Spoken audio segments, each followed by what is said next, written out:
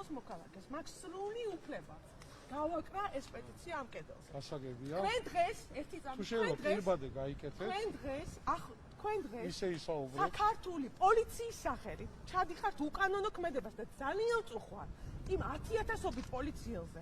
ძალიან წუხوار, რომელსაც უწევთ თქვენთან ერთად მუშაობა. ძალიან წუხوار, იმიტომ რომ მე ვიყავი თავდაცვის მინისტრის მოადგილე, ვამაყობ ადამიანებს, რომელთაც სახურობენ ჩვენი ქვეყნისთვის. და თქვენ დღეს ფეხმძიმე ქალს მარტო მოსულს, რომელსაც უნდა რომ ერთი ფურცელი გააკეთოს პარლამენტის კედელზე. უშნით რომ განახორციელოს საკუთარი უფლება. აი წადით სახში და მე იფიქრეთ ამაზე რამდენ აქედან მე რო არ წავა ხო იცით ახლა იყავით არა თქვენ კი არა მართლა დრაკონები ვინც იყვნენ იმათმა ვერ გამიყვანეს აქედან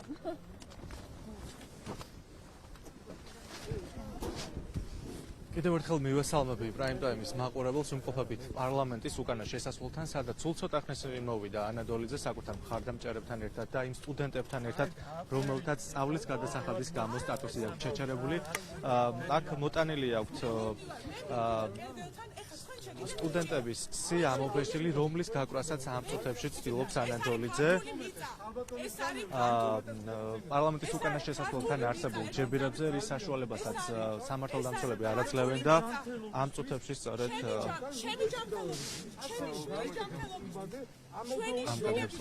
ჩვენს ჯანმრთელობას შეიძლება და პირბადე გაიკეთეთ რა და დაიცავით 2 მეტრიანი დისტანცია თუ შეიძლება. არა, ეს არის საქართველოს, მე ვარ საქართველოს მოქალაქე. საქართველოს მოქალაქე, ვბრანდებით, დაიცავით. ეს არის ქართული მიწა. დაიცავით 2 მეტრიანი დისტანცია პირბადე გაიკეთეთ. ელემენტარული ჰიგიენის წესები დაიცავით და პირბადე გაიწიეთ გაიკეთეთ. აქედან გაიწიეთ. ეს არის საჯარო სივრცე. მე ვახშობ ჩემს სამსახურეში მოვალეობას. თქვენ სახში ხართ ახლა? თქვენ სამზარეულოში ხართ ახლა? მე ხა სამსახურეში მოვალეობას. ამ წამს სადა ხართ? აგიხსენეთ, მე ხა სამსახურებრივი მოვალეობა. სადა ხარ? თქვენი სამსახურებრივი მოვალეობა შერდება იქ, სადაც იწყება საქართველოს მოქალაქის უფლებები. მე ვდგევარ ერთი წამით, მე ვდგევარ ქართულ მიწაზე. მინდა აქ დავდგები. მეც ქართულ მიწაზე ვდგევარ. თქვენ არავითარი უფლება არ აქვს. საზოგადოებრივ წესრიგს. პირველი, ელემენტარულად მესაუბრებით, პირბადე გაიკეთეთ, პირბადეს არ იკეთეთ, ქალბატონო. თქვენ შეიძლება გაიწიოთ აქედან 2 მეტრში და თქვენ კოლეგებს არ შეგეხებათ არავითარი საფრთხე. ჩვენ ვდგავართ აქ და ვიცავთ არ შეგეხებათ არავითარი საფრთხე და შეიძლება დაიცავ და დაიცავ. თქვენს მიერ დაწესებული ავტორიტარიზმი ამოფარებული კოვიდს არის აბსოლუტურ უსუსურობისგან მოგონილი მიზეზები. უსუსურობისგან მოგონილი მიზეზები. პირბადე კი არა. 2004 და 5 და 6 წლებში ადამიანებს რომ ქუჩიდან იყვანდნენ და კლავდნენ, მაშინ ვიყავი მე აქ. თქვენ მაშინ სად იყავით? სად იყავით? მაინტერესებს. არ გახსოვართ? და თქვენ გონიათ რომ გამოვა ახლა ჩემი აქედან გაწევა? ძალიან სამარცხვინო საქციო. ძალიან სამარცხვინო საქციო. ძალიან სამარცხვინო საქციოს ჩადიხართ თქვენ. თქვენი დამსახურებით ეს ხელისუფლება, თქვენაირი ხალხის დამსახურებით ძალიან მწვენეა. 10,000-ობით ქართველი პოლიციელი კანონმორჩილი 18 საათი რომ მანქანაში ჟის ყოველდღე ჩემს ზურგს იცავს და ჩემი თანამოქალაქეების მაგათთან ერთად რო უწევთ, თქვენ რო გიწევთ მაგათთან ერთად მუშაობა და რო აფუჭებთ მათ სახელს. ძალიან წუხوار. თქვენაირი ადამიანები, იმიტომ რომ ჩვენი სამართალდამცველები არიან ხალხის სამსახურში და 1-2 გაფუჭებული ვაშლი ხო იცით ეგ გამოთქმა, იცით? 1-2 გაფუჭებული ვაშლი მთელ კალათას აფუჭებსო. აი ესე იქცევით თქვენ. ძალიან სამწუხარო. ძალიან სამწუხარო. დაიცავით საზოგადოებრივ წესრიგს. ძალიან სამწუხაროა. თქვენ ერთი წამით თქვენ შეგიძლიათ მე დამაჯარიმოთ. ისიც ნურუსიძე ჩინჩაძის სასამართლოში უნდა გავასაჩივროთ თქვენ მეგობრებთან. ხო? კლანის წევრებთან. მაგრამ მე ამის არ მეშინია.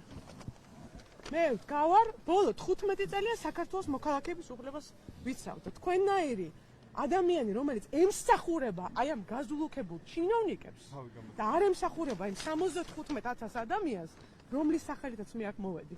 მე ამას ამაში ხელს ვერ შევეჭერს. დიდი მადლობა. იმედი ამ დღეს კარგად დაიმახსოვრეთ. მეგობრებო? ხო, თქვენო კარგად დაიმახსოვრეთ, ზუსტად ვიცით. თქვენერი პოზიციამდე პასუხობთ. კიდე. პარალელურად მნიშვნელოვანია რომ განათლების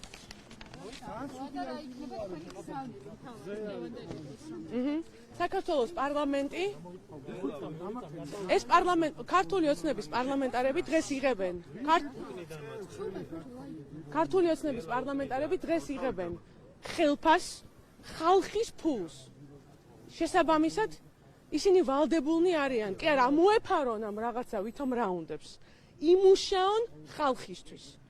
უმწოვესი პრობლემა დღეს არის ის 75,000 ადამიანი, 75,000 ახალგაზრდა, რომელიც დარჩა განათლების უფლების გარეშე. განათლების კომიტეტი, რომელიც იღებს ხელფას ჩვენი გადასახადებიდან. ვალდებულია იფიქროს, როგორ გაუნახევროს ან გააუქმოს გადასახადი ამ 75,000 პირს. მადლობა, ამისთვის მოვედით აქ. მადლობა.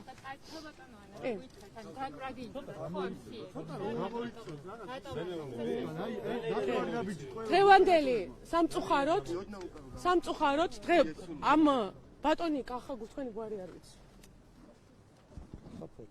ხო, ბატონი კახა ფოჩქუღას ქცევა სამწუხაროდ პირველ რიგში არ ცხენს ჩვენი სამართალდამცავი ორგანოების სახეს.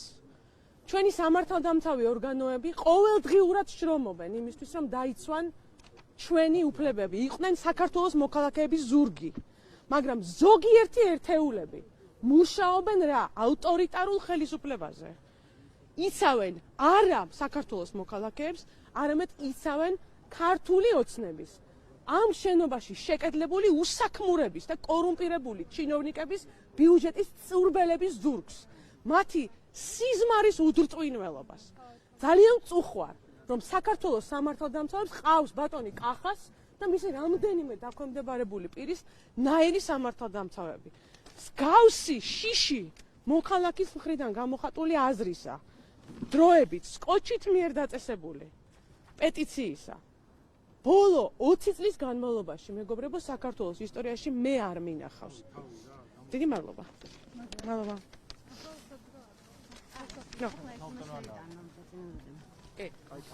პირდაპირ ეთერში ვართ, რომ მითხრათ, ანუ აქ იმ სტუდენტებთან ერთად მოხვედით, ვისაც სტატუსი აქვს შეჩერებული და შეიქმნა პეტიცია, რომელთა მთავარი მოთხოვნა არის, რომ აღდგეს ან თანხის გადაფარო მოხდეს ან სტატუსი აღუდგინოს. რა არის კიდევ თქვენი მთავარი წერილი და უნდა შევიტანოთ პარლამენტში. სამართალდამცველებმა არ მოგცეს ამ ჯებირებზე იმ სიების გაკრის საშუალება, რითაც პირველად ვნახე ესეთი სკოჩოფობია. ანუ დროებით შენობაზე პეტიციის გამოკრის ასეთი პანიკური შიში. საქმე იმაშია, რომ 75,000 ახალგაზრდა დღეს განათლების უფლებას ვერ იღებს, იმიტომ რომ მათ ვერ გადაიხადეს სასწავლო გადასახადი. განათლების კომიტეტი, რომელიც იღებს ხელფას ამ ხალხისგან და ჩვენი ხალხისგან, ჩვენი გადასახადებისგან, ვალდებულია იმსჯელოს ამ 75,000 ახალგაზრდას ბედზე. ან იმუშაოს უნივერსიტეტებთან, რომ შეუმციროს გადასახადი, ან იმუშაოს უნივერსიტეტებთან იმისთვის, რომ გაუქმოს გადასახადი, ან რესტრუქტურიზაცია მოახდინოს ამ ვალების. დღეს 80,000 სტუდენტს კითხვის ნიშნის ქვეშ აქვს დაყენებული მომავალი და განათლების უფლება, იმიტომ რომ პანდემიამ ისინი დააზარალა და ისინი გადასახადს ვერ იხდიან და ეს ხელის უფლება, ეს განათლების კომიტეტი ვალდებულია, რომ სასწრაფოდ იმჯელოს ამაზე და არა მოეფაროს იმ ვითომ რაუნდებს, რომელშიც დადის და ამით დროს წერავს უბრალოდ რეალური ამოცანებისგან, რომელიც ამ ხელისუფლებას აქვს. მადლობა თქვენის მანდით ანა დოლიძეს, რომელიც სულ ცოტა ხნის წინ მოვიდა საკანონმდებლო ორგანოსთან იმ სტუდენტებთან ერთად, რომელთაც სტატუსი აქვთ სწავლის გადაუხდილობის გამო შეჩერებული, როგორც ანა დოლიძემ განაცხადა, ის 75,000 სტუდენტის სახელით საუბრობდა და იმ 75,000 სტუდენტის სახელით მოვიდა დღეს სწორედ საკანონმდებლო ორგანოში, მოიტანეს პეტიცია და იმ სტუდენტების, იმ სტატუს შეჩერებული სტუდენტების სია, რომელიც ამობეჭდელი არის ფორცალზე და სწორედ ამ სიის გაკვრას ცდილობდა ის საკანონმდებლო ორგანოსთან არსებულ რკინის შებირებზე, რისის საშუალებაც სამართალდამცველებმა არ მისცეს. ხოლო ჩვენ მევთხოვ ოპერატორს საჩვენოს სტუდენტების მოტანილი სია და ეხლა ჩვენ შევეცდებით, რომ თვითონ სტუდენტებსაც გავესაუბროთ, რომლებიც სწორედ ანა დოლიძესთან ერთად მოვიდნენ. თუ შეიძლება პირდაპირ ეთერში ვართ, რომ მითხრათ თქვენ რისთვის მოხვდით აქ და რა არის თქვენი მთავარი სათქმელი და დღესდღეობით საქართველოში 75,000-ზე მეტ სტუდენტ შეჩერებული აქვს სტატუსი და ამის გამო ჩვენ გავაკეთეთ პეტიცია და დღეს პარლამენტის წინ მოვიტანეთ 9,000 ადამიანის დაკვეთა და გვაქვს ორი მთავარი მოთხოვნა. საკანონმდებლო ორგანომ უზრუნველყოს, რომ ერთი მხრივ პანდემიის პირობებში სტატუს შეჩერებულ სტუდენტებს აღუდგინოს სტატუსი და მეორე მხრივ გაუნახერდეთ სწავლის საფასური ამ სტუდენტებს, ვინაიდან ისინი ფიზიკურად პანდემიის პირობებში ვერ იხდიან ერთი მხრივ სწავლის საფასურს, მათ დააკარგეს სამსახურები, მათმა მშობლებმაც დააკარგეს სამსახურები და შესაბამისად ფიზიკურად შეუძლებელი არის, რომ გადაიხადოს სწავლის საფასური და ამასთან მინდა აღვნიშნო, რომ სწავლის ხარისხთან შესაბამისობაში უნდა იყოს და ადეკვატური უნდა იყოს აუცილებლად ეს საფასური და დღეს რასაც ვიხდით 2250 ლარი ფიზიკურად არ არის იმ ხარისხის შესაბამისი, რასაც გვაძლევს დღეს უნივერსიტეტები.